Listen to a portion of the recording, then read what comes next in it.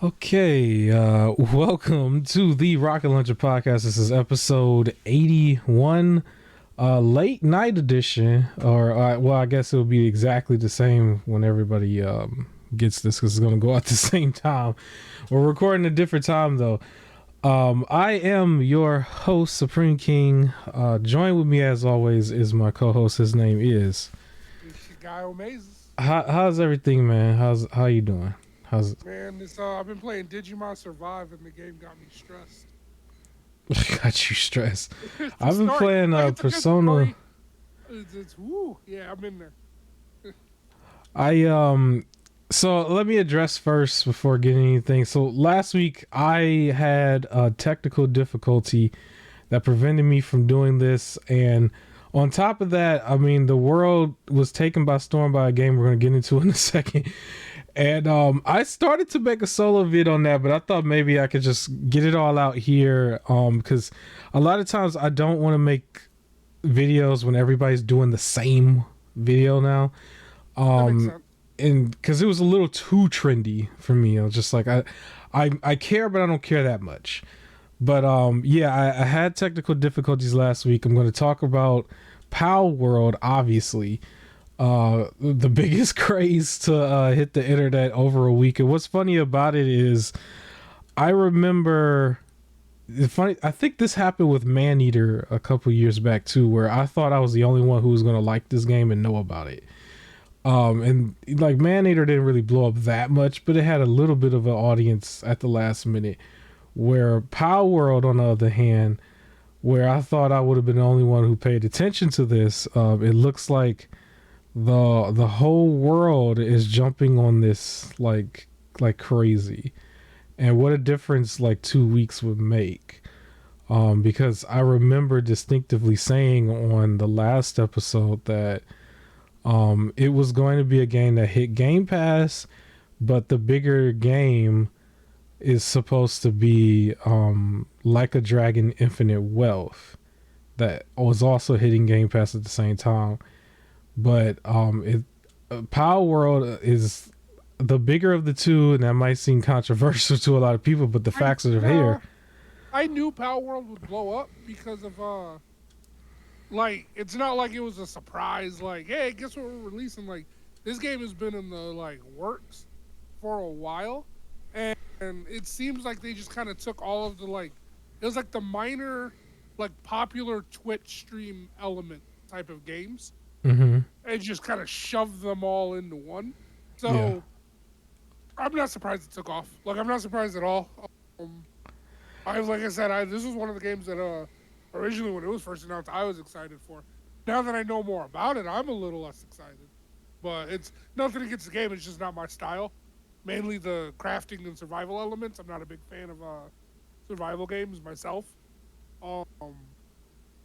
But yeah, it blew up, but like I figured it would. Now, 6 million in like 6 days, I didn't expect that. But I expected I think it they to up get to like 8 or 9 now. It's like 8 or 9. It was like 1 million a day basically. But I like, expect it to be at least 10 million by yeah. February at least. Maybe it'll slow Yeah. down, but definitely it's going to hit 10 million for sure in February. So yeah, bigger than I thought it would be, but not surprised that it was like a big blow up.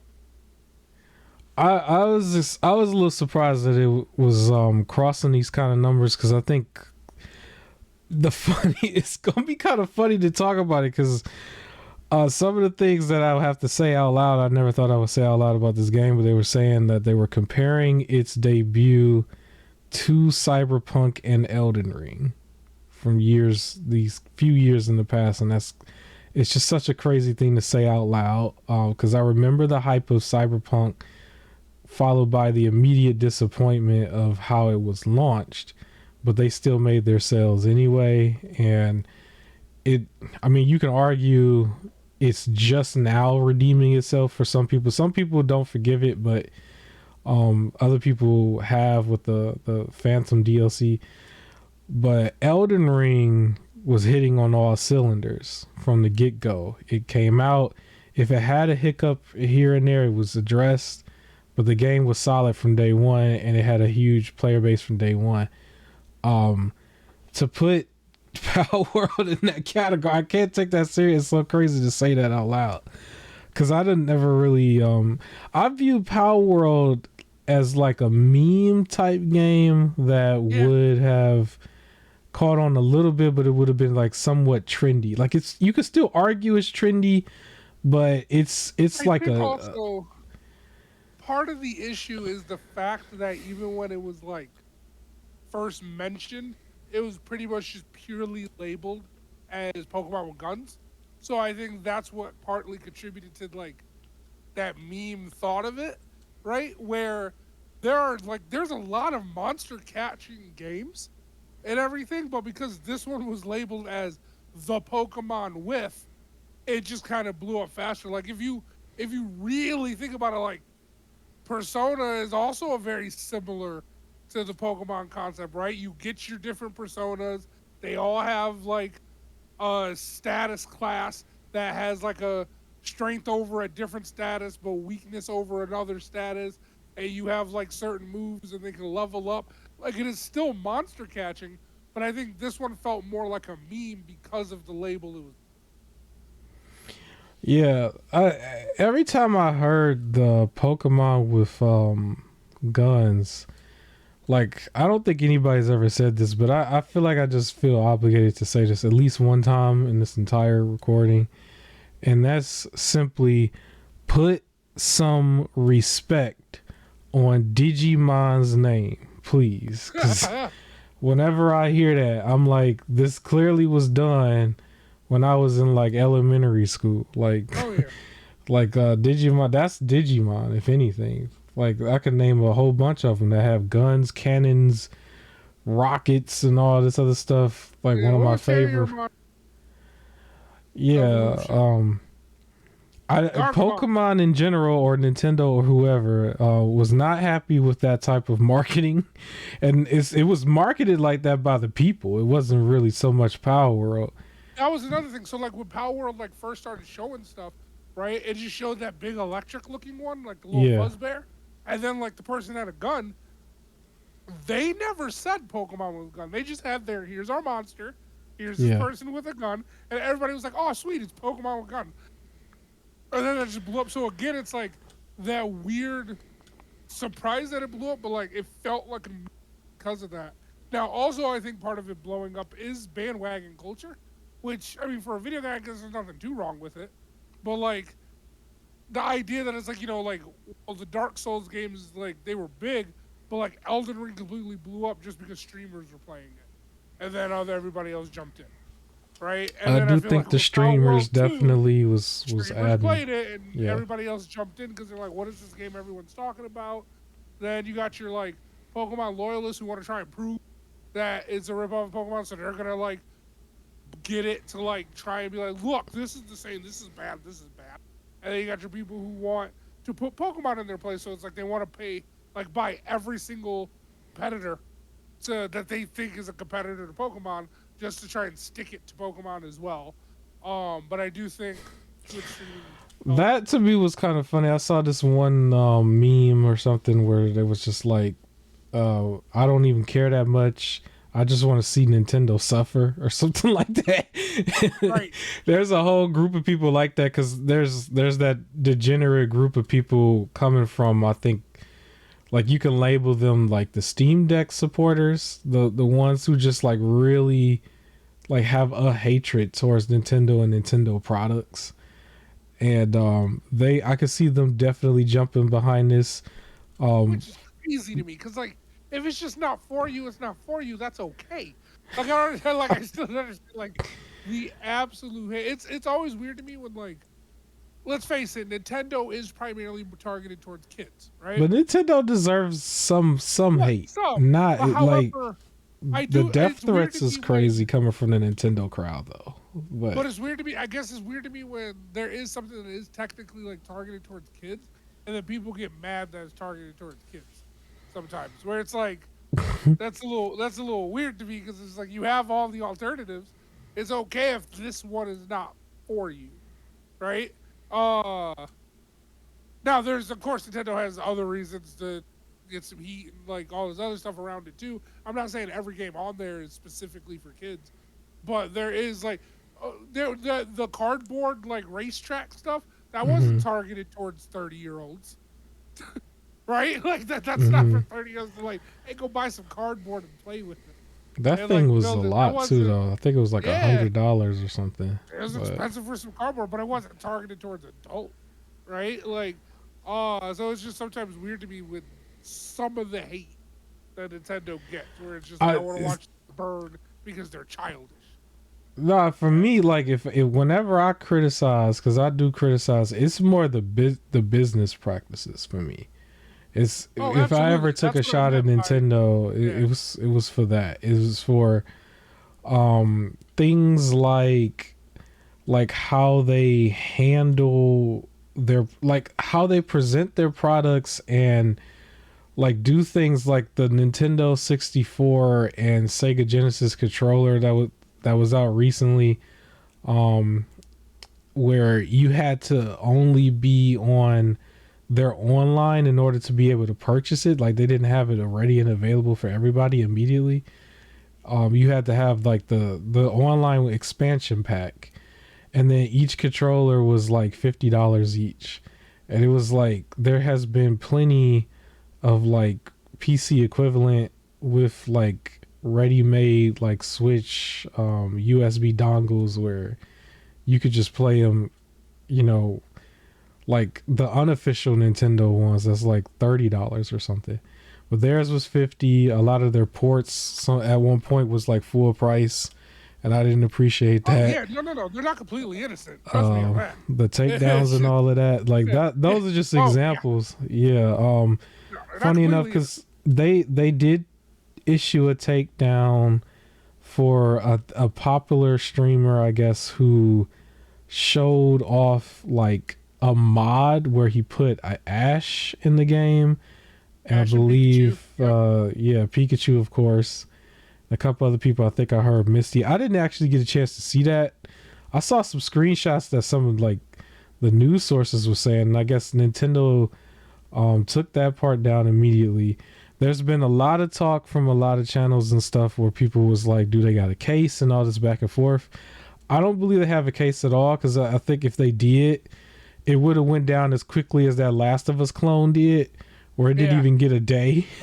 yeah. It's like I don't even remember the name of it. I Well, just remember how funny that was. Like it was just there, then it was just gone. We seen games recently, like the day before, come and go that mm. fast, and I feel So I like feel like I've seen some of the designs, yeah, and yes, some of them are still, some of them are super similar. Things like that. yeah, I've seen some For side by sides where you can yeah, kind of I tell. feel like if you compile every single like monster catcher sort of game, there's gonna be like similarities across all of them that you're gonna be able to pick out, with some more than others. Um, There were so people I who don't, used to take out like Agumon and put him right next to like Charmander and stuff like yeah, that. I've seen stuff things like like that. that.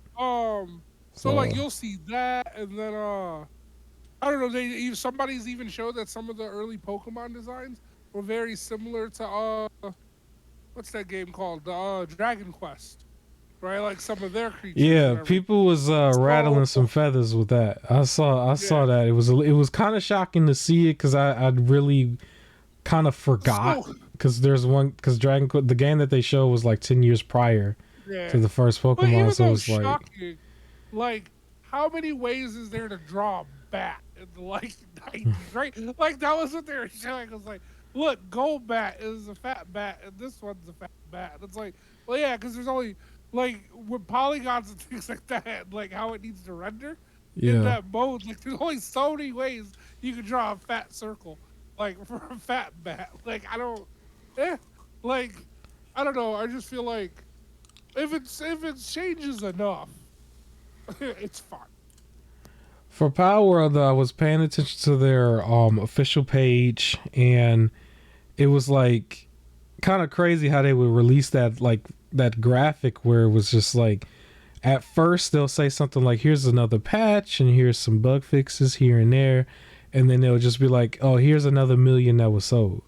And we'll just look at I would just look and be like, yo, really? Like you just had a million, and it's like, yo, 24 hours later another million. And it was just crazy. And then like places like Twitch or whatever, you'd see like if half of everybody you subscribe to is like playing it, you know. And I'm like, yo, this is really like bigger than I would have thought it would be. There are a couple things that I appreciate, that I think a lot of other companies can benefit from if they look at this like analytically, because I do think part of its success is also because, well, yes, it was in Game Pass as well, but this normally retailed at $30, and I believe for a couple of days Steam like dropped it to something like 25 or 26, something like that, which made it bigger than what it really probably would have been if it was at like $70 or $60. And I think a lot of other companies could probably look at that, because we're going to have a bunch of other games that's going to come out that's going to be $70 or $60, and I don't think they're going to get anywhere near these amount of sales.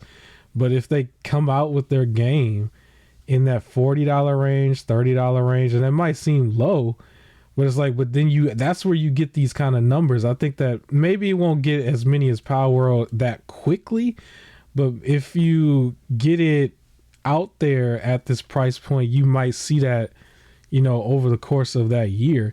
Because a lot of people, when they get these type of games that don't have the big name value right away, they're usually waiting for a sale anyway. But if you can introduce that immediately, then you get the money faster. You get to work on more resources for the game quicker. Maybe you can introduce a DLC if you really wanted to, like an actual DLC and not something that was just held back, you know. And then also, if it's really pulling in these type of numbers, you could probably consider your sequel. Palworld absolutely is going to get a sequel at some point. Like, there's no doubt about it. Like, and what's interesting about this too, depending on how you look at it, because I think this might be somewhat of a negative and a positive. If we go back and look at Elden Ring, because this was compared to Elden Ring, as crazy as that sounds, Elden Ring was Game of the Year. It had pretty much one big contender, which was God of War for that point. But it ended up being the full Game of the Year. It was dominated the whole year. And there was a lot of other games that came out at the same time and didn't get as much notice. But what we saw was that once the Elden Ring like dominance started to cool off a little bit, like here came just a flurry of Souls-like games. There's still a bunch of them that's going to come out. You start seeing in the descriptions of a lot of games, Souls-like, you know, and not to mention like the indie developers who have so many of them that's like from a top-down perspective or side-by-side perspective. There's like, oh, here's another Souls-like. I've been covering a few of them now, looking at a few of them now. But there was like a whole bunch of big ones, like Liza P is a hot one that's more recent. There was Wolong Fallen Dynasty from last year, I believe. Thymesia, Lords of the Fallen and stuff. I honestly believe that even if somehow, some way, Pokemon could find a reason to get this taken down, Nintendo, like it's going to be one of those things where you take one down, three more is going to appear. Because like those type of sales and that type of time frame is something the industry is not going to ignore, because they said that there were multiple days where this game actually beat Fortnite as far as like player count, which is insane, because too many games have been trying to do that with name value games and was failing, right? Like they were failing with the name value games, the games that got big profiles and stuff. Like we literally watched Suicide Squad like live up to his name, basically. No pun intended, I guess. But it's like literally like you know, that game had to be revamped and now it's finally going to come out and everything. But they tried it, right? They tried it, and it's arguably like a game that might be dead on arrival, right? Where this one, like this one is like obviously has some Pokemon elements in it, but like it's really going head to head with Fortnite. Like that's the craziest thing. Like I never thought that we'd see another one because we were saying for the longest time, let Fortnite be Fortnite and stop trying to make Fortnite games. And this one's not even actually like doing a whole bunch of like microtransactions with skins and stuff. It is in early access, so you might see something down the road, but it's got the player count now. They plan on adding like some more islands and more pals, apparently. Yeah. To it. So I mean, it's cool. I'm hoping this will do, and it won't, because if it like Elden Ring would have been able to do this as well, um, and same thing with Baldur's Gate 3, is letting like letting these companies understand like live service like stuff is not really what people want to play, right? Mm-hmm. It's not what the major base wants to play, right? Like this game isn't really live service, right? Um, Yeah. Baldur's Gate 3 was not live service. Elden Ring was not live service. God of War was not live service. And these are the games that people like talk about, Yes. like at the top. And yet the people will see this and be like, "That's cool. Let's make a live service." So now that we're getting stuff where it's like, for Harry Potter wasn't Hogwarts Legacy wasn't Mm-hmm. live service, and that beat Call of Duty in sales. This game beat player count for Fortnite. I'm hoping this will get these studios to calm down on trying to just replicate the success where it's like, well, no, you can do other stuff and it can reach there, make something. Unfortunately, I don't think we're going to see that. I think they're going to Oh, look not at at all. it. They're going to look at those sales and try to see like, well, now that everybody's calling it the Pokemon thing, and is Yeah. very close to being possibly a copyright infringement or whatever. Somebody else is gonna figure it out. Like, well, like there might be somebody who say, well, let's do the Digimon version, or let's do Yeah. a So like. I think think that's some what more I'm clowns are coming out. That's what I'm that's what saying. gets me. There's already a good chunk of monster catcher games. Like there's one that I'm actually gonna get this year. I think it came out last year that looks really good called Cassette Beast. Hmm. And it's this nice pixel design with its own like little premise, but you're still like kind of catching the monsters and you kind of turn into them for the battles, Hmm. and you can like fuse them and things like that. And it looks really good, and it's like it came out last year and it was considered like it was like, hey, another game in the monster catcher genre. Where if it came out now, it would be, hey, another Pokemon clone.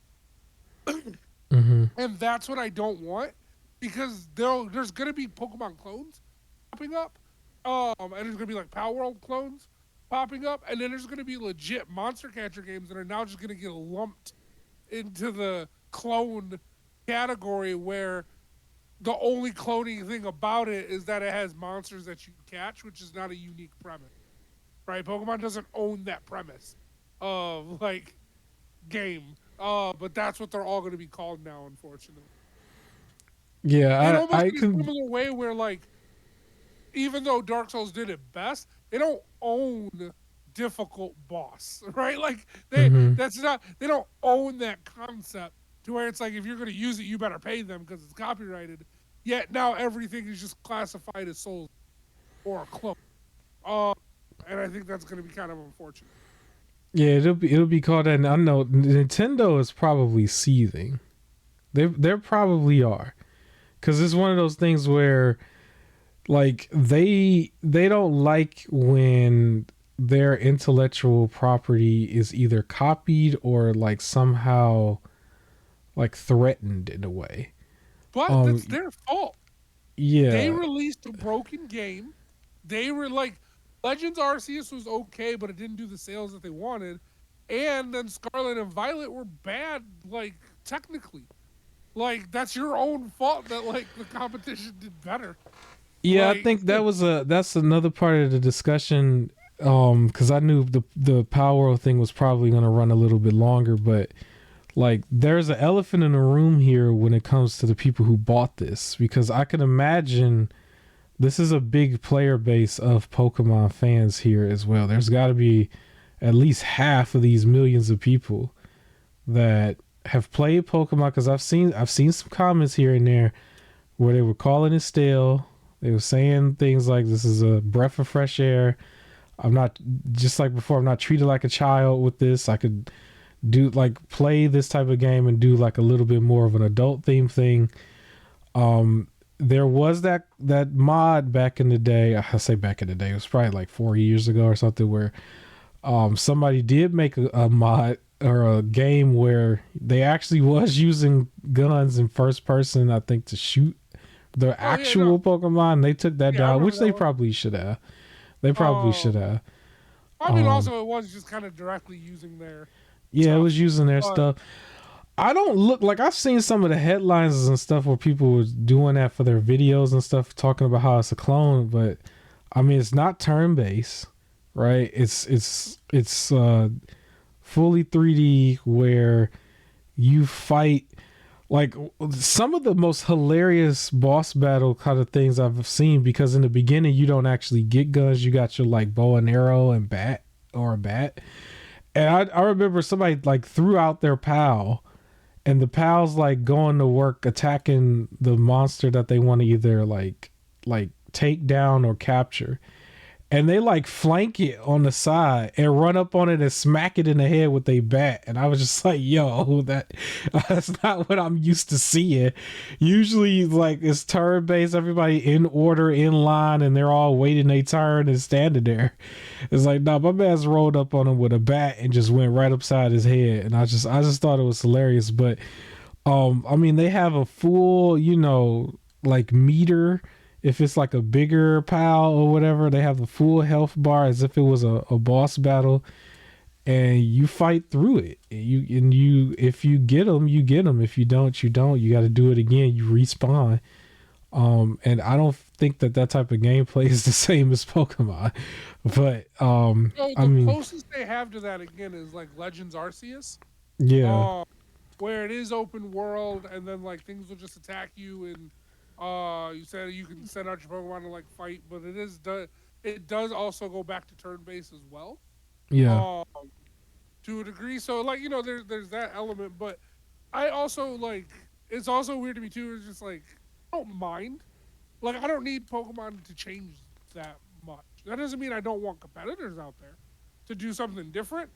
But like I mentioned before, where like I have not beaten like Scarlet at all, and I haven't beaten Legends Arceus since like the only 2 Pokemon games that I didn't make it to the end yet.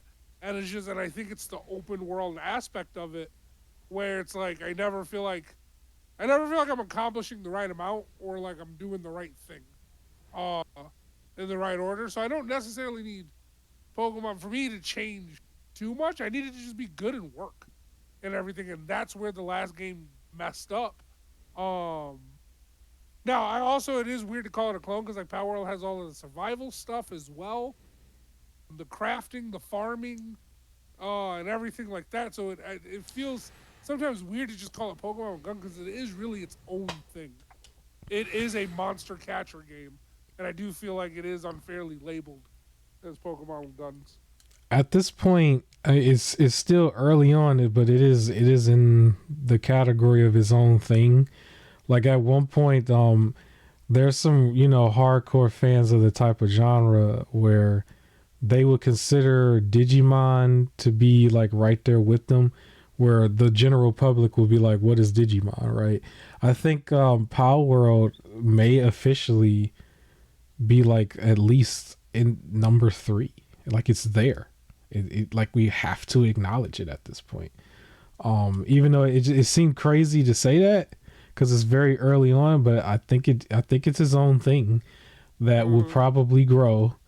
Because now I believe within this past week, because you got to also understand, these are indie developers who basically got all of these, they got all of the funds from this basically with no overhead like Activision or something. And this game has made them over $200 million in a week. And so they're here. They will become a AAA studio overnight and get to work on the sequel, or just get to work on working on this game, which is better for them to just keep working on this game. But there will be a sequel. and there's probably going to be some more clones. But I think Palworld is officially a name. I think it's officially a name. Hilarious enough.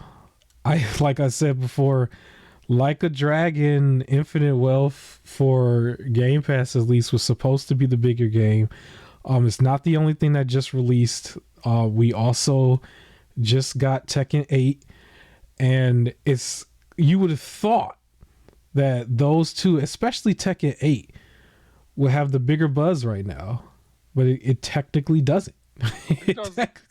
It's crazy as that is, because that was a bigger game that I think that earlier on people probably had a lot more hype for, because it's Tekken. And this is the craziest part, because this is the last part of this conversation we can have about Palworld, and we can move on.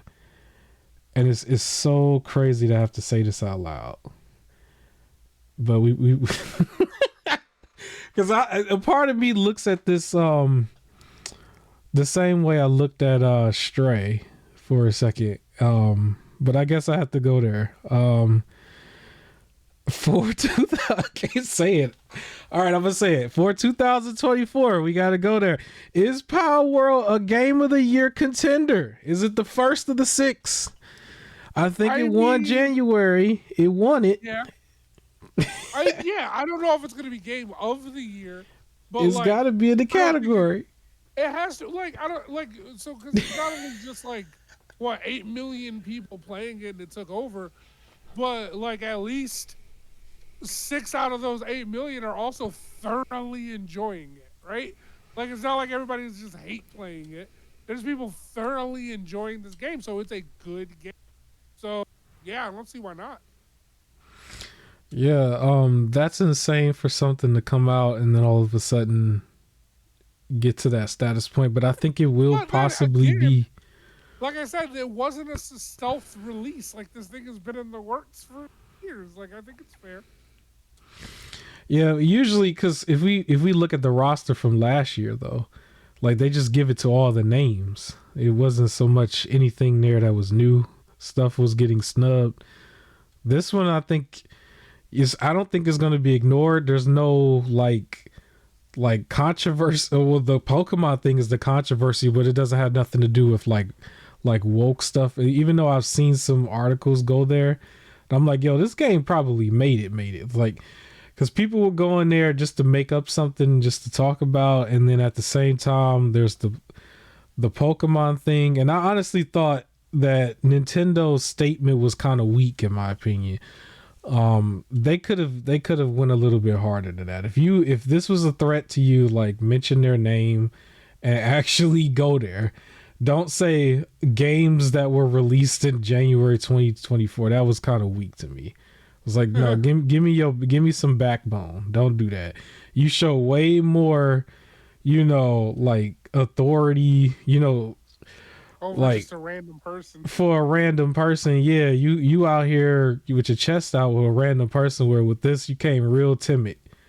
You know what I'm saying? That doesn't sound like big bad Nintendo to me. I would have liked them to be a little bit more hard with that. But that's just me. It doesn't really matter. The game's not going anywhere. I do expect a bunch of clones. We'll see that in the next couple years, just like the Souls games. Some of them might even be fun. Who knows?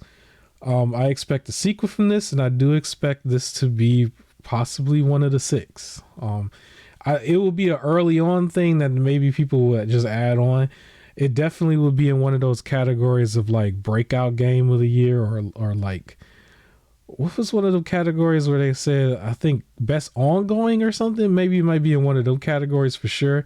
There's no way you're ignoring this completely, Hogwarts. There's no way. If there's a will, there's a way. They can find a way to it.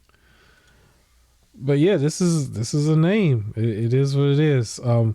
My biggest thing that I just want to see in general is other companies just look at that impact of it and don't focus too much on trying to clone it, but definitely focus on that price point. Because I think a lot of other games, if we're really going to get into this territory of games coming out, you don't want a physical form, Palworld doesn't have a physical copy. You don't want to put out a physical copy for something like Hellblade. We'll get to in a second. Like other games like that, like or Alan Wake 2, right? Then they praised Alan Wake 2 crazy last year, right? Look at reducing the price of those games. I mean, I know Alan Wake they had it at 50. Hellblade 2 is going to be at 50. But that $30 and $40 price point is the sweet spot. You're going to get a lot of people in there day one. This one was an extreme one because when the momentum was hot, they made the right call and dropped it to 25. And what you care about more is the player base in the long run, because there's going to be a big percentage of those people who will buy a sequel, who will probably buy DLC or a microtransaction or something, but their entry point was like lowered tremendously. It's a part of Game Pass, and then it was like $25 to $30 on Steam. Like everybody else, please do that. Please do that. You will see so much more sales. If we're out here, it's got to be $60, $70. There's no physical version. There's no retail store that's going to host it. Of course you ain't going to make no sales then, and then everybody's going to be mad. All the developers is going to be hollering and screaming on their social medias. It's like, if you do it this way, your game will be impactful as well. It's still got to be good, but it will be impactful as well. Yeah, I think that's all we got to say for it. Good 30 minutes on this. Palworld is here to stay. Anything else you want to say on it? Nope. All right. I guess briefly I could say again, the games that were overshadowed, Tekken 8 and Like a Dragon Infinite Wealth, these are games that are releasing right now. Hopefully they get their player base. Both games have a dedicated fan base anyway, but hopefully they get a little bit more shine. It was like that when Elden Ring came out too. Elden Ring had a lot of games that was stacked around it.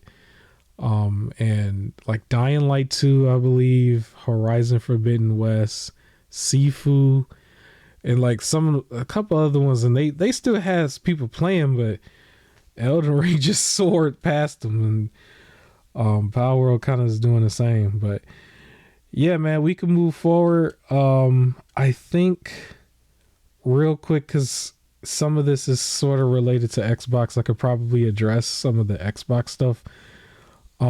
So I guess for last week, we missed last week, Xbox had their developer direct.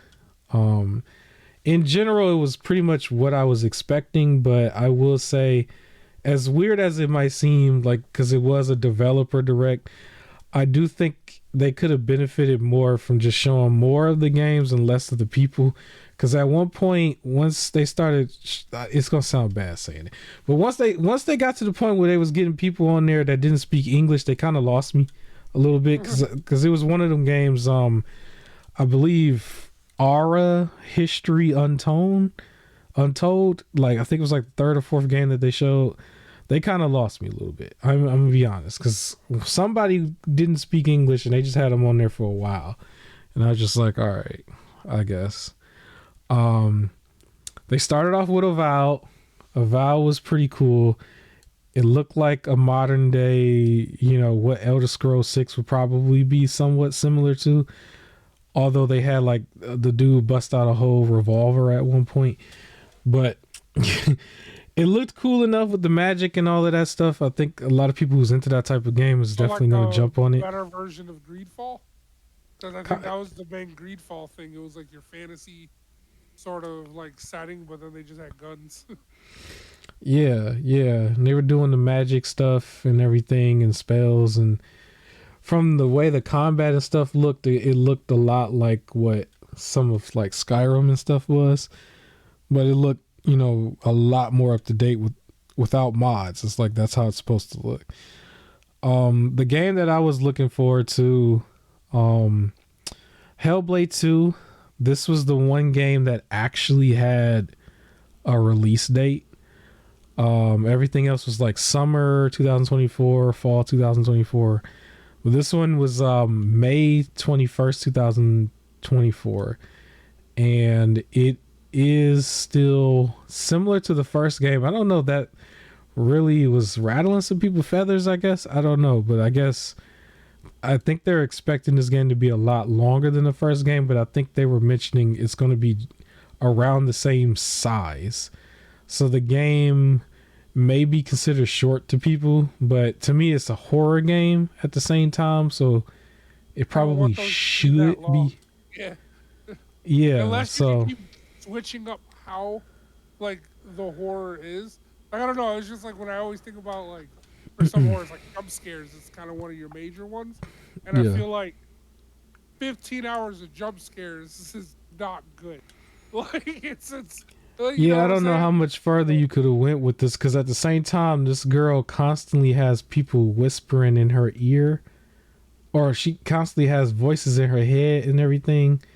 All the self-doubt, anxiety, all of that stuff going 24/7 basically, as she's like, traversing and everything. And so even that is like, I don't know if I would really want 20 hours of that. You know what I mean? Because that's an experience in itself. But yeah, I think, it's a horror game. It shouldn't be no much more longer than what your stereotypical Resident Evil game length is for the remakes, But yeah, they showed, a decent amount of stuff with this. And really, I think everybody was just looking for the release date when it comes to this, because they've shown Hellblade a bunch of times already. So we got the release date, and that's what I was hoping for anyway. This is the game I have in my notes where I say hell froze over. They had Square Enix on their screen showing off visions of Mana. It was another game that I was looking forward to playing at some point. That one will be the only game that was here that was multi-plat, with the exception of the Switch. I don't think this is not going on the Switch, but it's going to be everywhere else. And it's your JRPG, action JRPG, basically hack and slashing, nice colorful look. You like this game? Did you pay attention to this? Not really. Not really.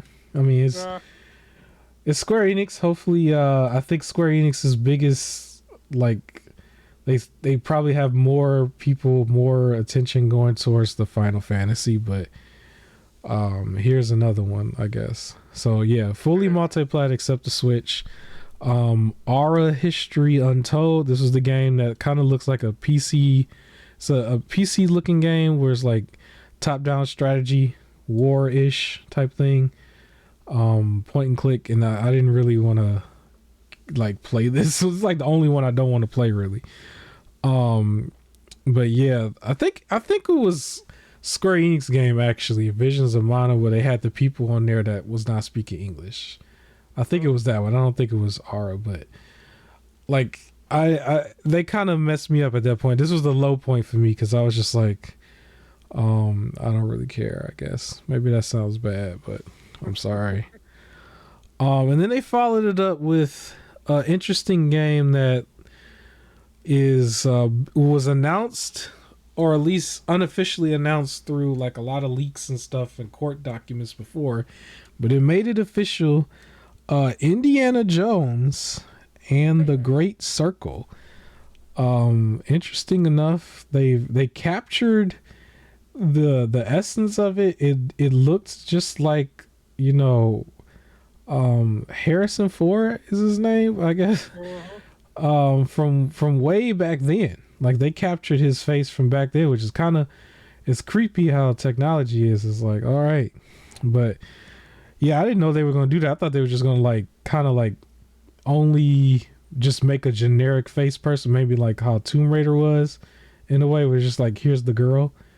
But no, they had him. They had some of the music and everything. This is Indiana Jones. So yeah, this is pretty cool. It will be story driven and first person. This was an interesting thing, because some people didn't like that it was going to be first person. My take on it is, I put it in the same category as what RoboCop was that just came out, and then the original classic games, in my opinion, 007. All the 007s, they were all like the same way. And I kind of like put them in like a niche in their own. Like, here's the games that like are about all these nostalgic movies and stuff. And I feel like it gets a pass for that. But could it have been better in third person? Maybe, but it don't bother me actually. It's like, it's just, here's another game. Like, this one could be in first person. It's kind of like Far Cry in a way, where it's like that one's story driven too in a way, and it's known for having its villains and everything. And I'm like, well, maybe the third person would switch up the formula later, but like this Indiana Jones game is the first Indiana Jones game. You know what I mean? Yeah, but it's also, you're not playing as, generic, like, survivalist. You're playing Indiana Jones. Mm-hmm. I'd want to see Indiana Jones. I think even some people, for example, they didn't really want to play the RoboCop game because first person, right? Like, 'cause I want to see, but even then, at least RoboCop is the shooter. I don't know how much Indiana Jones is going to be a shooter, and I'm not the biggest fan of first person platform. I don't know if it's 100% shooting, because from what I was seeing, he was using the whip Yeah. a lot And more. also, first person puzzle solving, like a lot of that stuff too, is, I don't know. But I mean, I'm sure. Well, they in some cases though, they did pull the camera back for the third person view though, when doing the puzzle solving. I do remember seeing that moments where I think every cutscene they said is obviously gonna be in third person, so you'll see him then. And then there was a moment where I guess he was like climbing up like a pole or something on the side of a building, and like they pulled it back to third person then. I'm okay with it. I wasn't really, like, Indiana Jones is a cool game to add to the roster, I guess, but it wasn't really like I must play this anyway, so it's not bothering me. It's weird that we're having this pushback on it for that, and like Cyberpunk didn't really get the pushback there. It was maybe. Well, there was some people who wanted that got pushed back. People want, because they showed like certain like cutscenes where it was like third person. Yeah. So people were like, I thought I'd be able to switch, and it was a significant pushback because it was stuck in first person. That people wanted. There's like mods that made it. Yeah, I think you're right. I think like, I went through all that work making a character, and I can only see them in mirrors. In the mirror, like once or twice, I remember. Yeah. Yeah, I think it may be because at the time it was overshadowed by the game just not working. Period. Yeah, that too. That I forgot about it, but I'm just looking at it from a perspective of somebody who's an old school 007 fan, and then RoboCop just got done being the same way. I was like, maybe in that genre, it can probably be like that. I don't know, because I think the next game that people might want is Terminator. I've heard this a bunch of times, and I'm like, I will want a Terminator 2, but like with Terminator, wouldn't that kind of game like it would have to be Dead by Daylight style if you playing as Terminator, right? Like, I don't know how I mean, because it's RoboCop. Yeah, right? well, It was just RoboCop was just stronger than everybody else, and you just go through and shoot everything down. yeah. I like Terminator would have to work a different way, in my opinion. Like, you would, like, if you're working as Terminator, like, it takes away you're the all powerful killing machine that's coming and stuff. Like, I think it might work if you're playing like one of the lead characters in it and you're running away from it and you're trying to slow, almost like Nemesis or Mr. X in a way. I feel it's like Terminator. they can mix the two, where I feel like that would be a game where it's like half action, half stealth. Like levels where you're playing as Terminator, you're just on bombastic shotgun, boom, boom, and then the other half is when you have to stealth your way around trying to survive. I don't know if I heard anybody say this one, but if it's not Terminator, maybe Rambo or something. Like, just go down the list, all the old movies. You just like you do all of those, and then we'll we'll get a bunch of games. But anyways, yeah, they closed the show with Indiana Jones. So this is real officially. It's no longer a thought on the paper. So they got a full game here. I believe it will be day one on Game Pass as well, which I actually thought was it.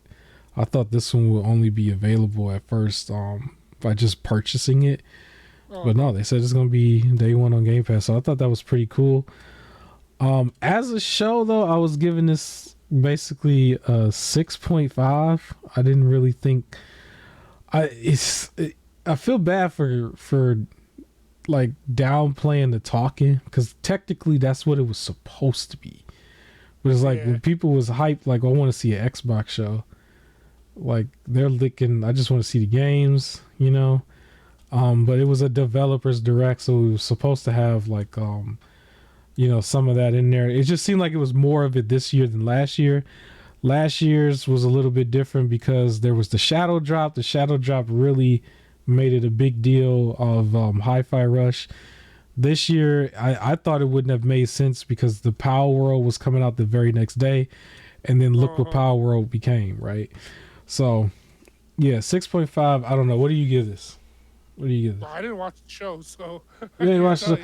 My co-host is slipping, y'all. He not doing his homework. I don't know what to tell him. I didn't think they were going to show anything interesting. Would have dropped a trailer after, because it wasn't like there was going to be like a whole show of just reveals and everything. It was developer talk and probably a lot of things that were already shown, which was. So there was no reason to watch it, really, for me at least. All right. Well, we can move on. There is one thing though, because I gotta address this. I actually forgot about this with Palworld 2. But I saw the port begging. I told you before I'm gonna have to go there every single time. I don't even know why we port begging for Indiana Jones. It was like I don't know what was going on with that. I thought we had Tomb Raider. I thought we had Uncharted. We don't need to port beg with that. The port begging with Palworld is kind of funny, but Indiana Jones, I don't know why we port begging with this one, but how many games do we got to port beg, bro, before we just get the system? I don't know, man. They starting to get a couple of these bad boys. It's not even every other month or nothing. It's like every other week. We done added a few more of them every other week. So I don't know. They got a roster here. They got a roster, and it looked like people is interested in some of these games here. So I don't know when the next one's gonna drop, but hey, we got ourselves a list, man. They got themselves a very interesting roster. It's starting to get some diversity here, because it's been a while since I've heard from Gears of all games, and then Halo is starting to get a little bit more quiet. But yo, we got some games here that's not Halo, Gears, and Forza. That's the whole point. I'm like, hey, let's not do so much port begging. The Indiana Jones one I thought was kind of hilarious though, because I view it as like a nostalgia thing on the side. I don't really view it. I'm gonna be honest. I didn't watch Indiana Jones that much, but when I saw it, there's other people who are like into all of the Indiana Jones. Yeah. Of course they would want to play it. There's always going to be port begging whenever it's not. I think I should mention. So the game takes place in between two of the Indiana Jones movies. Yeah, it's in between, like from one to the other. So technically, you would want to go watch one of the films. Go look it up because I didn't write it down. You want to watch one film, then play the game, and then watch the next film, I guess. So I'm pretty sure these people would have already seen all of them. I'm just saying for anybody who didn't, because yeah, half the group probably wasn't even born yet. You know, I guess anybody playing Valorant, they wasn't born yet. But yeah, it takes place between Raiders of the Lost Ark and The Last Crusade. Yeah, yeah. All right, we can. Well, actually, no, we can't move on from Xbox yet. We gotta address the new news from Xbox. Apparently, Xbox or Microsoft within Activision Blizzard, they had their version of layoffs that just happened. I believe it was around 1,900 people. Insane. Just like so many other places. So they're the next ones to do it. They laid off a bunch of people. It's messed up because like it was like Square Enix was like you just released Spider-Man, it did well, and then still like hey we're gonna lay off people, and then with Xbox it's like y'all are $1 trillion company. Like, and I don't know, in my head it's just like it's not like some of these upper execs like apparently, and I was listening to somebody else talk about it, and it was years ago where it's just like I'll give Nintendo their props where apparently when it started looking that way of like, oh, we're gonna have to do like a mass like layoff sort of thing. Um, and correct me if it was Nintendo, but from what I remember, it was Nintendo because I was surprised to hear Nintendo did this. Exact like higher up people took pay cut to avoid having to fire everybody. So it's just like out of like it's like the developers make these games and everything, and like now all of a sudden it's like, yep, you're gonna get let go. So they can't even enjoy making the game because in the back of their head it's like I'm gonna be let go, or everything like if it doesn't do well I'm gonna get let go, or firings are coming soon and you're still working on a game. You can't even focus on that because now you're spending all your time cleaning up your CV because you may have to go elsewhere. While like again, the people who don't touch any of the process of making the game, they get those giant severance packages. They get all of the money. They get all like it sucks. It's like for $1 trillion company, you didn't have to like that. You really did. I think the story with Nintendo's was the top guy took a 50% pay cut or something like that, if I remember correctly. This was, I think, in the 3DS time frame. Yes, this is way back. Or Wii U. It was Wii U time. Yeah, the 3DS was what was really saving the company, but the Wii U was lacking. Like basically. The Wii U was lacking, if I remember correctly. Pokemon X and Y was what really took off for them. That really helped them. Like if that didn't help them, they would have been in big trouble, basically. But Pokemon XY took off at the time. Yeah. But yeah, this happened with Xbox. This is like more brand new news. The industry in general, I think, is having that issue. Honestly, it's a topic for another conversation or another channel, really. It's kind of like that in the world, period, right now. The US, where everybody's laying off. But unfortunately, yeah, it was one of those things that happened. I just thought I'd address it.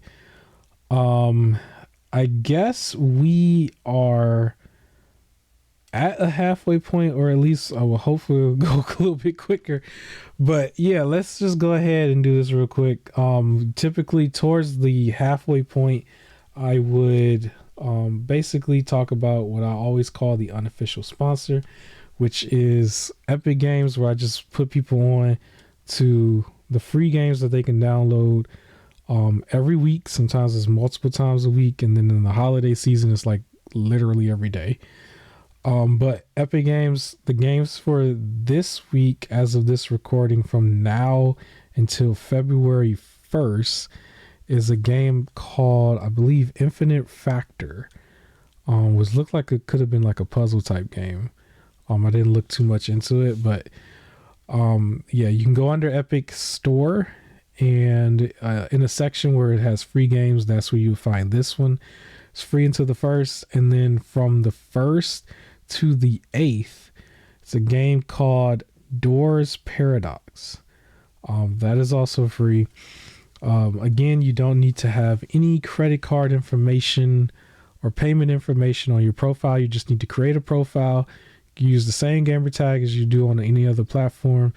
And if you don't have a PC, once you do get a PC or a handheld, you'll be able to log in and you'll see your full roster of games, right? Another thing I do want to mention, there was a cool little free-to-play game that I saw that was on, I believe, Steam, that you can go and take a look at, called Phantom Galaxies. It's kind of like a Transformer-ish game where you You create your tech from scratch, and it can go from the robot to like a fighter jet kind of thing in space, almost like war tech fighters. So I thought it was kind of cool. Maybe you could check it out. I'm not sure how good it is, but maybe people could check that out. Other than that, for sales, I don't have anything in particular. I would say definitely go take a look in your retail stores again, just like I said in the past. I was in my local Walmart earlier today, or technically yesterday as this recorded. Basically Friday morning sometime really, really early, I looked in there. They had a bunch of other games that they added to their like $5 bin kind of thing that they usually have for like DVDs and Blu-rays and stuff, but it was like with the games, and some of the games in there was like single digit pricing, and I had took a picture of one just to go back to later if I was going to play it. I think it was Destroy All Humans, the little alien game. That's a good game. I was like, that thing is like, it's like in there for like $7 or $8. I'm like, man, that thing is cheap. There's a bunch of other ones. I think Dying Light 2 is in there for like $14 if you get the PS4 version or Xbox version. If you get the PS4 version, you can get the free upgrade and basically get it for like $15. Where if you got the PS5 version, I think they're selling it for like $20 in there. Just for anybody to know. So there's a whole bunch of stuff in there. Unfortunately, it's also still because of this whole like get rid of physical media thing that the retailers are still doing, but you'll get some really good deals because they're trying to liquidate as much as they can. The thing that's really annoying about it too is just like they still have other stuff in other categories where I'm just like, well, why is this still here? Like they just bust out this whole row of a bunch of different calendars with a different like media on there, different movies and stuff. Old women buy calendars. It was just like a calendar though, like a like I don't know. Old women buy calendars, bro. Or like that one little section where they have like a bunch of posters. I'm like, well, you still got all this other stuff that I don't think, like some people will go in there and get something, but it's not like a demand. Like you could argue it's definitely more of a demand for some of those DVDs than a calendar. But you whatever. Think, but not guaranteed. But that might go into your topic. What's going on with the physical games, the Ubisoft? Tell me about it. So this is going to be a major topic from last week. So Ubisoft, right, which they're launching on PC, Ubisoft Plus, where you can play a bunch of their old stuff. One of the guys in charge of Ubisoft basically was like, look, in order for us to progress to the future, gamers are just going to have to get comfortable with just not owning their games, right? Like streaming is the future, and you're just going to have to pay, and then you can stream the game, and all your progress is right there, and when you come back to it later, your progress is right there, and, just like with DVDs where people are just streaming on, like, Netflix and stuff instead of just buying the DVD, gamers are moving a little slow, and they just need to catch up and just move towards streaming because that's the way we're progressing. So the Ubisoft guy believes we should stop trying to pay to own games, and we should only pay to stream games. What's your take on that? It's kind of idiotic in a way. Yeah. So one of the things that bothered me was his example of the whole progress thing, where it was just like you come back to it, you can take over where you left off, and I'm like, if I don't delete the save data and I own it, when I come back to it, I can take off where I left off. Like, if anything though, if I own it, I can always take off where I left off. If I stream it, y'all may take it off the streaming service, and then now I can't take off where I left anymore because it's gone. Like, yeah. PlayStation removes games every month. I don't know if Game Pass removes games every month, or like every periodically, but like PlayStation every month, yeah.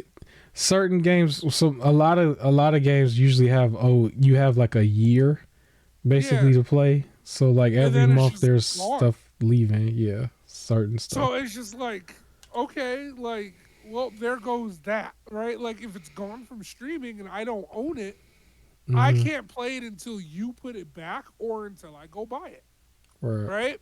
And that's what this doesn't make sense with this guy saying, like, just stop trying to own stuff.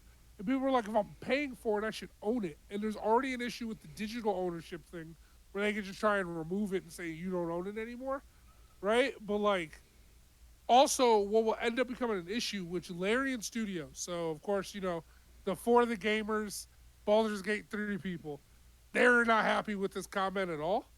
Mm-hmm. Uh, and they were saying, like, whatever the future of games looks like, content will always be king. It was a direct quote from them. It was like, but it's going to be a lot harder to get good content if subscriptions become the dominant model. Select group gets to decide what goes to market and what not. Mm-hmm. Direct from developer to player is the way. So they have been pushing to, like, get rid of big, like, the people that I don't like in gaming. They've been like, it should go developer to people. We don't need all these other people deciding that can go to market because it's going to get us back money. That's not allowed to go because people's not going to subscribe to the streaming service. So we're not going to produce it because it's not going to pull people in. And it's just like, well, what if I wanted to play it? And it's like, well, you don't get to. Sorry, because it's not going to be on our streaming service. You can't buy it. Right? So Mm-hmm. Larian is like, they straight up said their games that they make will never be on a streaming service. And they mentioned how for some developers where it's like they can't get that money behind it and they're really trying to get it pushed, a streaming thing and like getting it on like a ass where most people can just see it and try it out might be the way to go for them, but they refuse to be under that restriction of bigwigs telling them you have can't do this. We'll decide if your game goes up. We'll pull it if we want. They refuse to be a part of that. They're not going to take that level of because it is a level of control you have to give up. But yeah, I saw Yeah. everyone turned against this comment. Like there were so many things that said if uh, buying does not mean owning a game, then piracy does not mean stealing a game. Is what everything said. Uh, and that's how people are pushing. They're like, don't try it because piracy will take back over. That threat like happened right away. Yeah, of course, because it's already here. A lot of people's that's doing it do it on PC anyway. But Uh the huh. thing about it for me though is the corporate type of game that people are trying to make where it's microtransaction heavy game as a service thing, it hasn't been working. And it's been kind of like what seems to be like every game in a row kind of, except for like maybe a couple here and there. But like we're constantly seeing games just basically get delisted because they're not making anywhere near what they thought they were going to make. And so like I don't understand why they still trying to push for it. It's like clearly not working at all. If we got to delist every other game, and games are, being like not having certain roadmaps that they thought they were going to have because of X, Y, and Z reason, where like if a game is not progressing good enough on the sales, that's still being like the microtransaction part of the sales is being prioritized over bug fixes, right? So it's like Yep. the stores are gonna be like worked on day one, but like if a game really has something broken, glitchy, crashing or whatever, like that's fixed to last because we There's got to games make like sure that. yeah, we got to make sure the store is working first, but then nobody's going to really want to play it if it's broken. And what's the incentive for somebody to want to go buy like the add-on if the base game isn't working properly? And on top of that too, like a gamer is not born yesterday. Like more than half of the people, especially in the console war space, is over 30 at this point. Like you gotta have like people have a certain amount of like understanding of right from wrong, good and bad, whether or not they're getting played. They know what the word scam means. There was already a big pushback over like NFTs, that I can imagine we kind of won that already. You can argue that's probably over Yep. completely. But the pushback on that should be enough to let people know that the same energy is for the pushback on the microtransactions, digital only games. Like if they were trying to come up with all these other type of things, then you got to make these games cheap.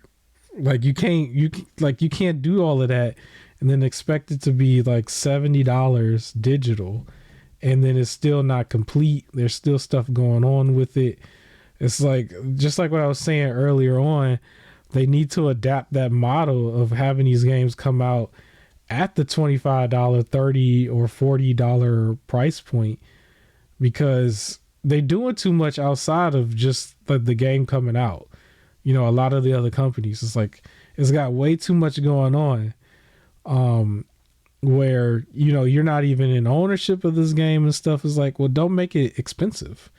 If you're gonna do all this stuff, don't make it expensive. It's still, even then, it's still not fixing the problem, because people still want to own their stuff. Not everybody's trying to trade it to their friends like that, or trade it in like that. You know, they just want to have a collection. Yeah, you just want a collection. And I don't believe that we're just naturally going this way when there's so many people who are still buying from places like limited run, you know, or they have this just massive IKEA bookcase wall of just stuff from 20 years ago till now and stuff like that. It's like, if you got all these people who still got all these game rooms where they do a game room tour every year, you know, Yep. like it can't be to the point where we're pushing it. Like, they're doing that because they're trying to gain more money, but it's like, you're not going to gain it because you're already right now not gaining it. So it's like trying to force people to buy it digitally and getting rid of physical copies is not going to do it. Because at the same time, people are still going to try to game share. I do think that's one of the things they're going to attack, like, afterwards, when things are finally physical, or finally there's no physical. But people still game share right now, so you're already looking at potentially half of what you would have made. And it doesn't mean that you're going to get the other half if you get rid of game sharing, because people buy stuff because it's cheap, simply because it's cheap. Not even because they might like the game or not. It's like, if a game be $5, like, you're going to buy it just simply because it's at the floor price and not the ceiling price. And you feel like it wouldn't get no lower than that. $5 is about as low as it gets nowadays. You know what I'm saying? Like, I have plenty of games, especially with the indie games I've been following lately. The second they go under $10, I buy one or two of them a month and don't even get around to it for like another year. Like, literally. Because that's just, you know, gamers have the backlogs and stuff. But for everybody else, you're not going to make the sales. It's just not going to happen. Like, they kind of have to understand that. For everybody who's calling themselves like basically being this investor that's going to pull their money out in the first 1 or 2 months, like, you're not going to make the money you thought you were going to make. You might as well just go invest in the S&P 500 and just sit there and stay out of the gaming space. You're literally not going to make the money. You're not. The Palworld situation is an anomaly in itself. That don't happen. That's the reason why it's news, because that don't happen at all. There's been way too many people trying to do a Fortnite and could not do it. Even with like you couldn't even do it with DC characters. You couldn't do it with Marvel characters. You know what I'm saying? Like, you could not do it with like all these other big names. So don't expect to make no money like that when the physical is gone completely. It's going to be the same as what it is now. People bought those games, Marvel Avengers, like, a lot of people jumped on that when it was $15 and $5 right before it was like shut down. You know, it's like, who's like, not that many people is going to buy Suicide Squads at $70 or $60. They'll buy it at $25 and deal with it being like a Fortnite clone. But you're not gonna see people do that, and then all of a sudden, just microtransaction. They're not gonna do that at $60 and $70. It's just like, come on, like have a brain, you know. That's my rant. So Go. yeah, so I think to help sum this up, I saw someone's comment, and they just straight up said, I think these companies forget majority of gamers have a very extensive backlog that if they just stopped buying games would still probably be good for like the next 5 to 10 years. With the rate at which you play stuff, replayability for certain games, certain nostalgia things you want to go back and just see, uh, you're gonna be good, like for a while. So it's just like you keep pushing and pushing and pushing, and a lot of people are just gonna stop and just say, "All right, I'm good," and just stop with what they got, and then the whole industry is gonna be hurt, and it's all because of greed. For me, I would say just with the Persona series alone, like if I was to just play them back to back, like go straight to Persona 3 Reloaded, like right after I was done with Royal, and then Persona 4 Golden, Tactica, some of the Shimigami Tensei games, like quite literally, that's gonna take up a lot of time. Basically, that's basically what I'm saying. It actually is more beneficial for the people to do the opposite of what they've been doing for a while, where trying to make the game feel very, very bloated with a bunch of side content that's like very repetitive. Like you might as well let the game be a quick one and done where it makes you want to go back and like play it on a harder difficulty, try to see if you can speed run it. You know, it's more replay value there, but by the time you get done with like leveling up a bunch of characters, doing a bunch of side quests, you feel exhausted with the game. And that's why it's more of a one and done. You don't even want to keep going. That's why you start getting a high percentage of people who don't even want to finish it. You know what I'm saying? Like I think there was that one study or something where they were saying it was like majority of the gamers don't get past 25% of the games. It's like, well, that's kind of why, you know, that's got to be why. So yeah, I think the industry just has to really reevaluate like how they are like trying to invest and like infiltrate into the games, because the games are being infiltrated heavily this generation compared to any other generation. And it seems like just with the industry in general, it seems like it's chaos. Like it doesn't look like they have a clear like vision for a lot of these games anymore. It's just like, let's try to figure out how to make the most money and run with it. But the game itself sometimes don't have like a clear identity. It feels like it's just a money making game. And that's because of who's in charge, right? You get the creative stuff when the developers have the heavier hand, right? Baldur's Gate 3, Elder, like, and you can tell it is the developers who made the decisions, the game gets to be creative. When you can tell it's the bigwigs telling them yes and no, that's when you get the generic thing that plays like everything else. Yeah. So, we'll see. I don't know if you want to keep going on it. I do want to mention. No, that was it for me. Tongue-in-cheek humor, I guess I could say, because it looks like there's like a lot of day-and-date games that are going in the Game Pass that's really, really cool, that we're seeing blowing up right now. But, you know, PlayStation, you know, they have their day-and-date games as well. You know, that was one of my other topics too. Fake Splatoon. Yeah, so we got Foamstars, you know. Foamstars, you know, a lot of people, maybe not too many people, but you know, there's somebody out there looking forward to this. But that's gonna be day and date. In PS Plus Extra, not essential. You gotta have a second tier or higher. So Yeah, that's not gonna be like one of those monthly things. You're gonna have to have you got to you spend the big boy money, to play this Foamstars, and then you and all your homeboys y'all can play around in the foam. Pause. Pause. Pause. Yeah, you can play. Pause. Yeah. But yeah, I is that the first day and date? Like, it better have been something in the middle since Well, Stray. I was There, gonna say Stray was. That was the no, it first better one. be something in the But middle because Stray was a minute ago.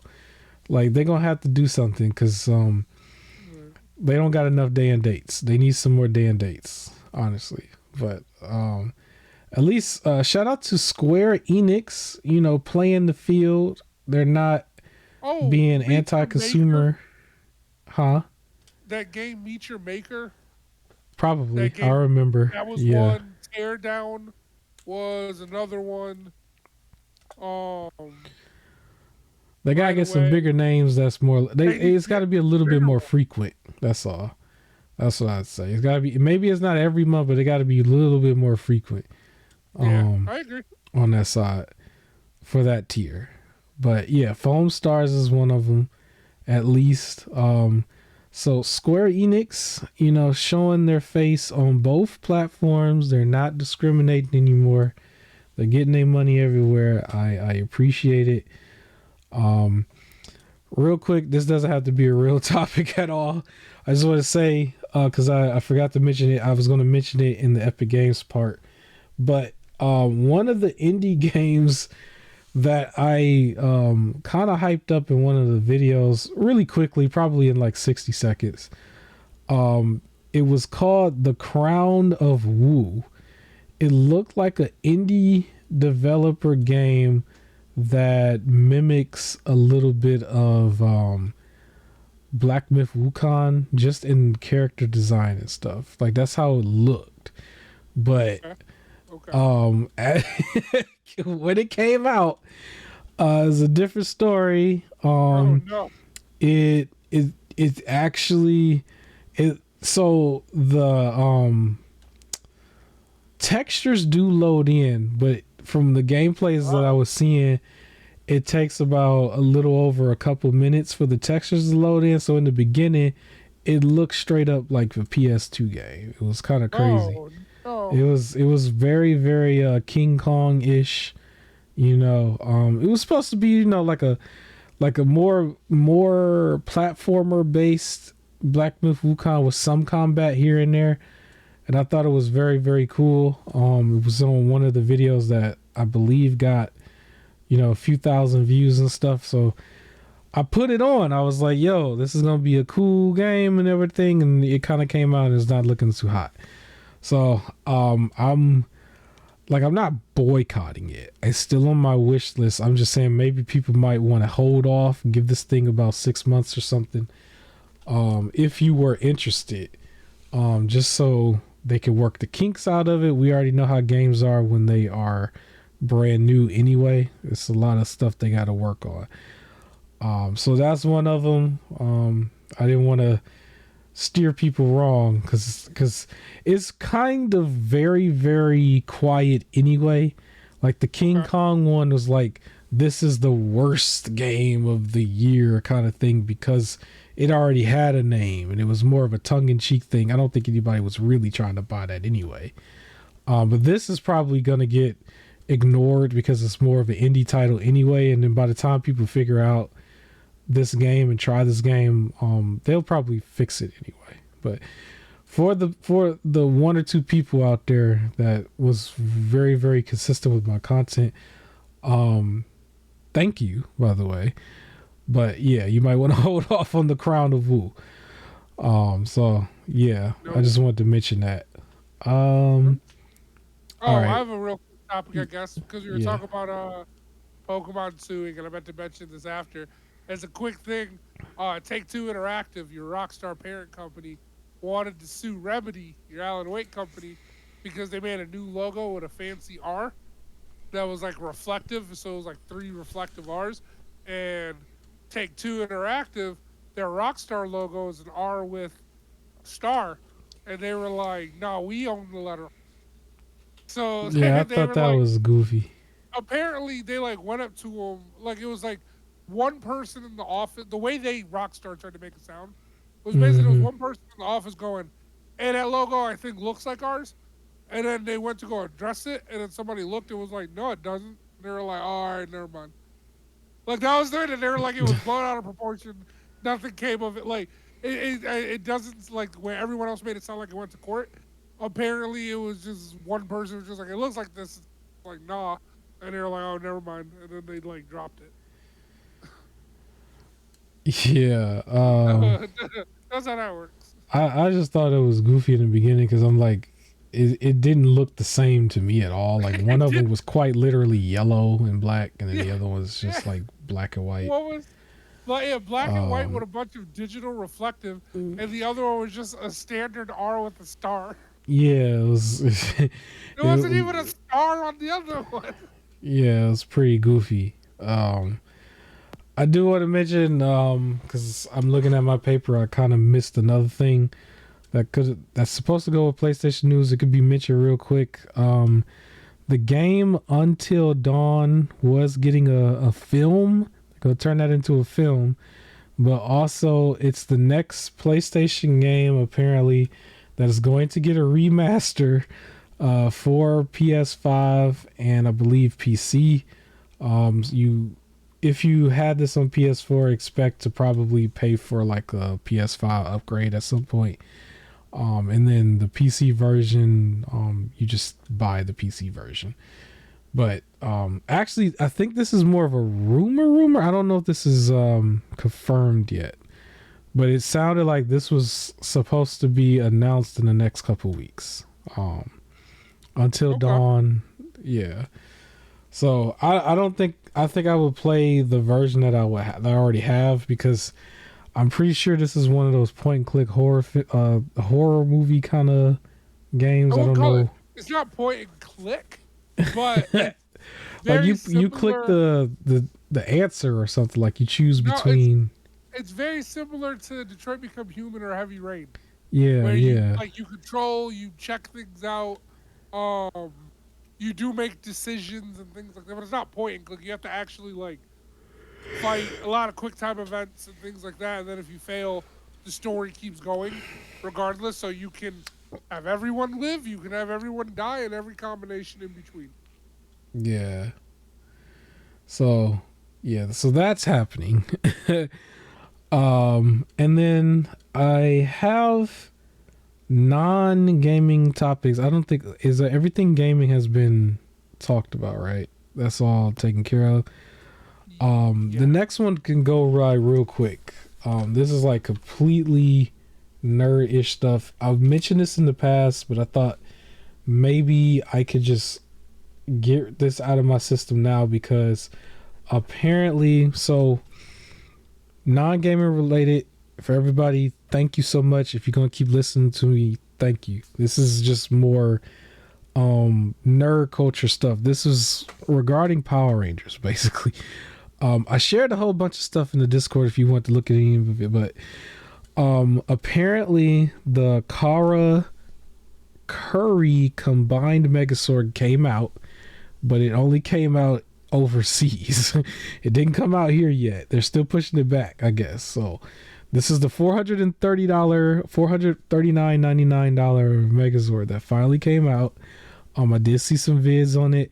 I will say, design wise, transformation wise, it is arguably one of the best I've seen. But I still don't know if I would pay no almost $500 for it. But they didn't scam you too much to a degree. Now, yes, the American version hasn't come out yet, but as far as the Japanese version, it is top notch. It's very, very intricate when it comes to the transformation. It's not just you put it together the same way you would any of the other ones. It's very Transformer-ish kind of thing with like an Optimus Prime kind of thing, where it's like very, very detailed like design that it has. That I thought was pretty pretty cool looking. Now what I've also noticed is it's possible that the price for this is way cheaper in Japan.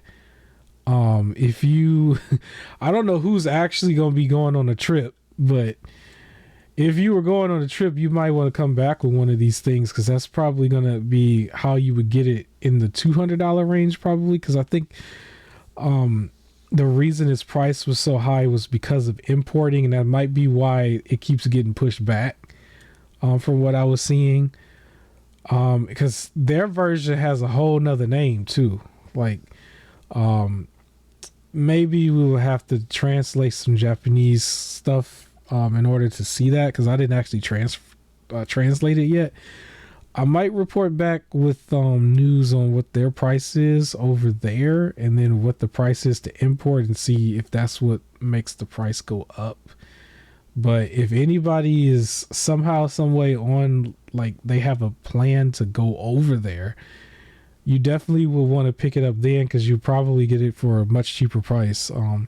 For everybody else who's stuck in the United States, this bad boy is like $450 almost. So, but it is a very, very detailed, designed, great looking figure. I will say that. I will give it that. I wish it was like half the price at the very least, because that would still sting a little bit for something like a Megazord, but I still can't justify that kind of price for it. But it looks awesome. I wanted to also mention there's still the Thunder Megazord that's just a figure itself. It normally retailed at $220. It was called the Metal Power Thunder Megazord. That thing looked amazing. It looked like a true samurai. If you were trying to be in the market for that bad boy jumped up to $320 too, because it's no longer in print, which is crazy. But you can still get it from the retailer that has it. It's just they definitely marked the price up, because that's a very niche thing. The other ones that I wanted to mention, there was the one that was called the Lucky Cat Megazord. That one was hovering around $100. That was the one that was like kind of like really, really small action figure size. Like it was like more fit in the palm of your hand. I don't think that that's worth it for the price, but it's still very cool looking.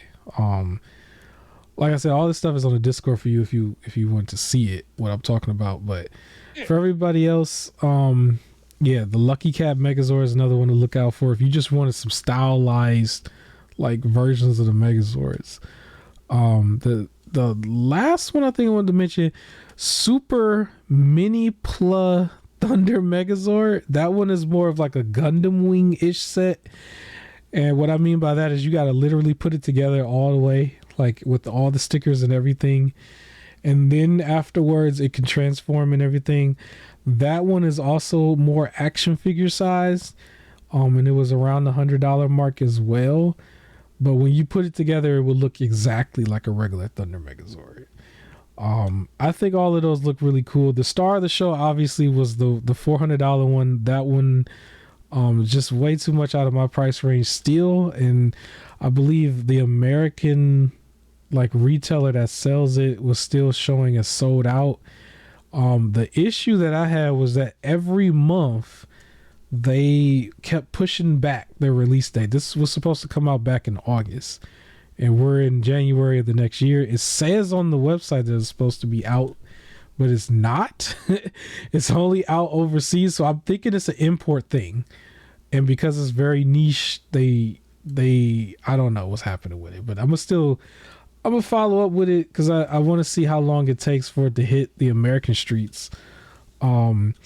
But yeah, we could probably move on to the very last thing. The last thing I wanted to say about this before we do is there was still a rumor that Hasbro was going to release a movie version of the Ninja Megazord from the actual movie.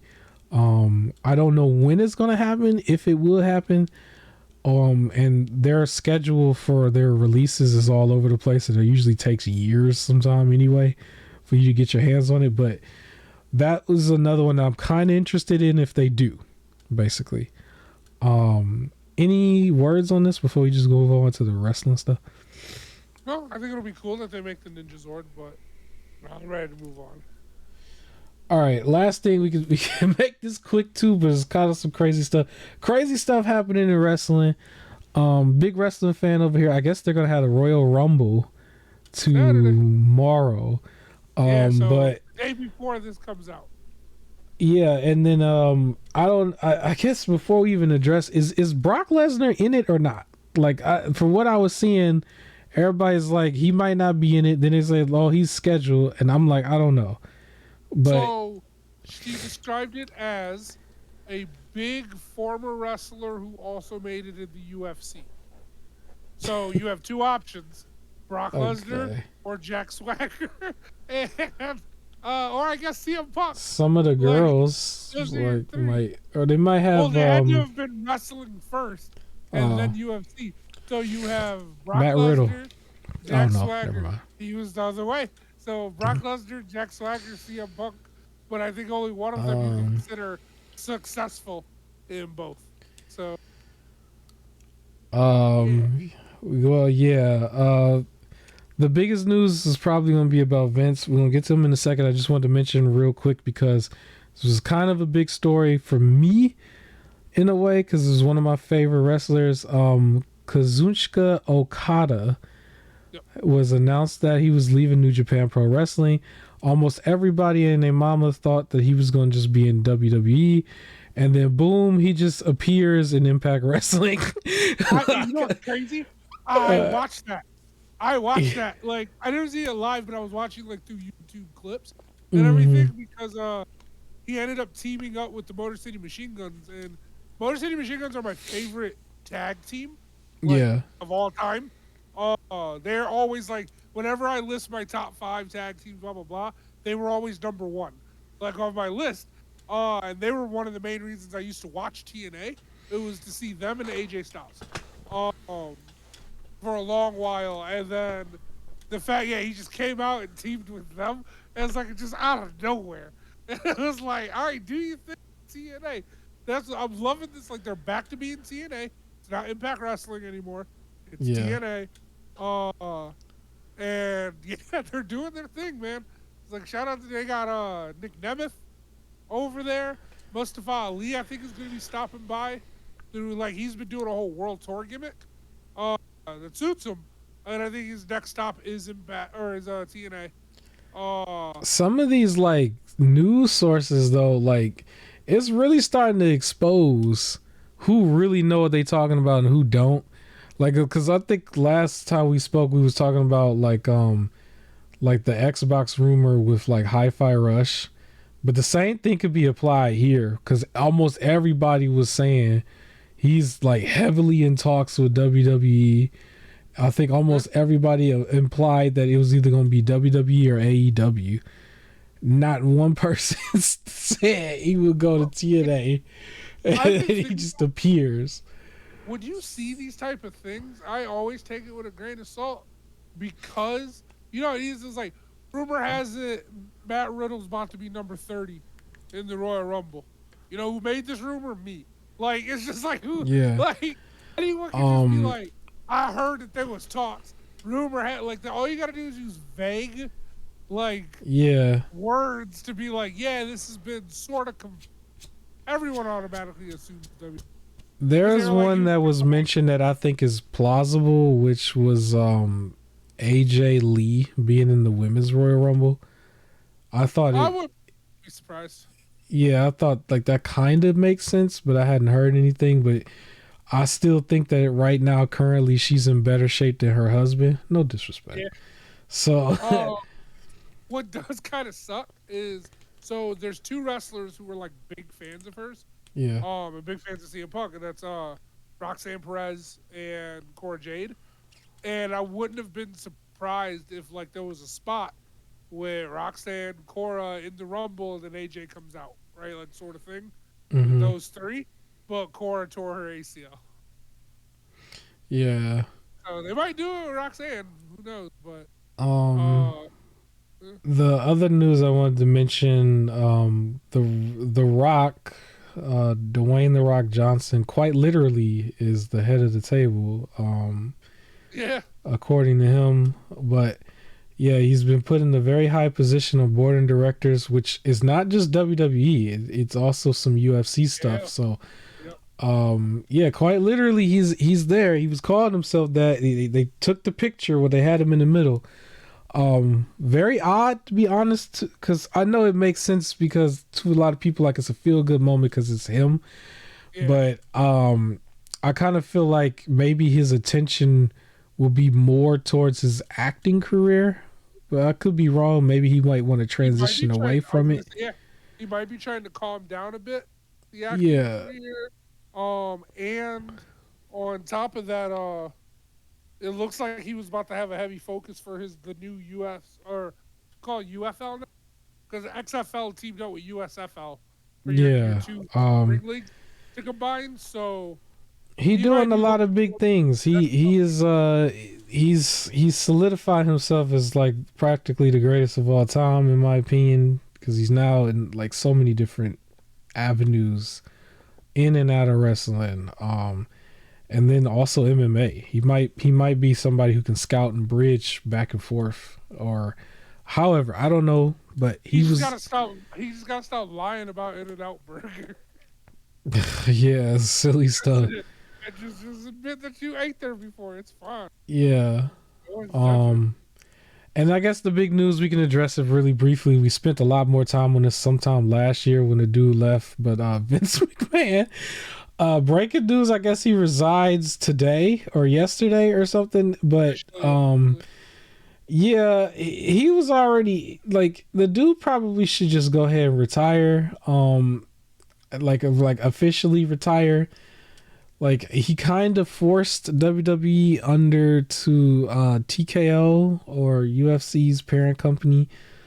In a way, I remember there was like still have a seat at the table, and now he has to go. Yeah, he was in that picture initially, and then he now he's gone. But he's already up there in age. I'm gonna be honest though, when it comes to like all the allegations and stuff, like it's kind of a big story and stuff, but I believe it as much as I believe the Chris Jericho one, because I honestly just don't see the logic behind it. But at the same time, like if it's true, it's true. Whatever. But the dude, where I will argue, yeah, brother, the other day, where I don't know if necessary. And again, I didn't look heavily into it, so I don't know if it's necessarily the, I guess, I was hurt aspect side of it. Whereas it was, I was promised this amount of money for an NDA and you ain't give me my money, so now I'm exposing you. Like, that's what it sounds like. In which case, then it is like, I was offered this much money to do this stuff. I did this stuff. I was given this money. I was offered this to be quiet about it. You ain't pay me. Well, now I got to take you to court because you didn't give me the money you're supposed to be giving me. I think that's what this is leading. I don't think this is... And it's just the things that are being said sound and are bad stuff. Yeah. But I think the core issue is not the things that are being done. It's the you still owe me money and you're saying you won't pay. So now I got to sue you to get my money. And when they ask, well, what are you suing for? Well, I guess I got to tell the whole story now. Like, that's where I think this is coming from. In which case, that's where I am on the side of just like, it's basically run me my money. It's like, all you had to do was give her the million, and I think all of this would have went quiet. But you owe her money. Like, that's what it feels like to me. But again, this is coming from someone who read the juicy bits, but didn't fully, like, look into it. Yeah, I mean, I'm kind of done with Vince McMahon already. I was kind of done with him a long time ago. He could just go ahead and retire. Like, I don't even know what happened with his last allegations. He just sort of quietly went away, and then he quietly, or not quietly, but just came back and just shook the whole place up to the point where Stephanie quit. Triple H was like no longer in his position, and then they kind of gave him back his position after the fact. And then now The Rock is there in a whole nother position. It's like, well, Vince is at a point Cause my dude is like late 70s or something. Like he could just chill, just go away. We don't really. He doesn't want to give up control. It's all Yeah, him. He can just stop, chill, go away, and then there's gonna be people who they're gonna define his legacy by yeah. purely what happened in terms of the wrestling business, and leave it at that. And we will just celebrate what he did for WWF to WWE and leave it. But it's He, him saying that keeps bringing all this extra.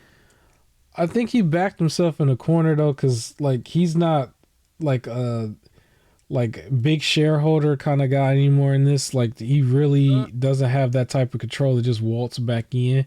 I think he's really out at this point. It's still early on, you know, and at this point, I think the audience and everybody, we just kind of want to see the next set of people. It's cool to see The Rock in a certain role, Triple H in a certain role, people like Shawn Michaels and stuff in a certain role.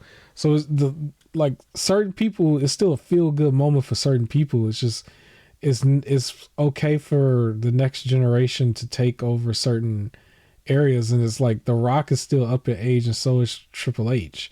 So, but like to see them be the next set of like Vince McMahon or something, or maybe if Shane came back or whatever, like I think that's the next wave. Like we don't need Vince in that spot anymore. For his sake, he should just go. If you start to just have these things happening and stuff, you might as well just chill, because you already like old. Like we also don't need Shane to come back. Take that back. We don't need that. We don't need. Well, I'm just saying, just like the next generation or something. Well, we don't want Shane to come back. Not after his that Royal Rumble atrocity. Well, I don't need him to wrestle. I don't need him jumping off of the sails and stuff no more. But no, he was supposed to come back just to help book the Royal Rumble, and he booked it for him to win and to go over in a fist fight with former MMA fighters, and he was supposed to eliminate Brock Lesnar and all of that other stuff until Vince said no and took away his like he just said come in and book this, and this is what he booked, and then Vince said get back out. Never mind. Like that's when he walked in. So and he still got his way to outpunch Matt Riddle and eliminate him. So no, we don't need Shane back. Well, I mean, there's an interesting elephant in the room, because The Rock now technically has control over his fate against Roman Reigns in a way. We don't know if he might power trip. I don't think it seems like something he would do, but it almost ensures the fact that the Usos, as well as you might see Tamina, you might see all of them basically in certain areas where they're just like they don't get buried. Basically, that's probably what's gonna happen in the long run. His daughter Ava, those type of things. So, but as far as the match itself, it would be crazy because he's in a certain position, but if he somehow books himself to come back whenever he wants and takes the title, that would be goofy. It would be goofy. It would remind me of like Triple H in 2004. I don't know if The Rock has it in him to do that, unless he just really want to play the heel for a second. But I also don't think he's in charge of the creative stuff. I think that's still Triple H. But I'm just saying, like, to shoehorn himself in, like, even if like politic wise, to dictate how the match might look, dictate how he looks. You know what I mean? Like, I think he has some say so there, because he was also apparently given full ownership of his name as The Rock, where he didn't have that before. Yep. I remember that being a big issue in his early start in his career, because he was trying to do things like the people's eyebrow and all this stuff, like on sets and stuff. He actually did do the rock bottom in a movie. And at that point, I think Vince McMahon, like, they had like a bad relationship for a year or two, because Vince was like, "Nah, you owe me money for that," basically. But now he has full ownership of it. But he's already created his name as Dwayne Johnson anyway. But yeah, so interesting stuff unfolding. Vince McMahon, please go sit down. I don't think we need to see him too much more. He has a bigger legacy. His legacy overall is going to outshadow most of this in the long run. But some of it sound illogical and kind of goofy to me. I'm just like, my dude, it. I'm not gonna mention TJ. Let's just end it. Anything else you want to say before it's over? Anything? He named toys after wrestlers. Yeah, suffering succotash, dude. Like, yeah. Well, every now and then we might have an update when something like something big happens in wrestling. I assume by logic, The Rock was gonna win the Royal Rumble. If we're gonna make this make sense for Roman to have like this gigantic title that nobody could ever take from him. I didn't think so. I thought the Royal Rumble winner would just go after the other belt. Oh, it just seemed weird that you would like. Yeah, I would be that guy who'd be like, I don't care about that match. Like, you better make it a triple threat or something. You think about that, but for me, if I won the Royal Rumble, I'm gonna go after the belt. I'm guaranteed, like I feel more guaranteed to win. And if everybody losing against Roman, right? But Seth is a little more beatable. Like I'm gonna go after. Well, he's injured too, though. Injured, so so whoever wins. But like, again, it's like the impossible Roman or this one, and it's just like, well, if I'm gonna go through that hard work of beating. Well, isn't WrestleMania 2 nights? Yeah, and I main event one of them. So, well, we'll see. That's the other thing. You auto main event, win the Royal Rumble. You main event. That doesn't mean you have to go after Roman. Your match is the main event. Well, Well, Royal Rumble winners have not been the main event for a while, though, right? That's been an issue, but so yeah. I don't know. But I am gonna watch the Royal Rumble. It's not gonna be live. I'm probably gonna catch it the next day or two. And I think this WrestleMania I will be watching as well. So at some point, maybe we'll check back in with another wrestling update. But yeah, big stuff was happening over there, I guess. We'll see how that pans out later. But the gaming footage just reset, so we can go ahead and just get up out of here. Any last words? Nah. All right, it's way past my bedtime, so I am getting up out of here. I will catch y'all later. More content on the way. Peace.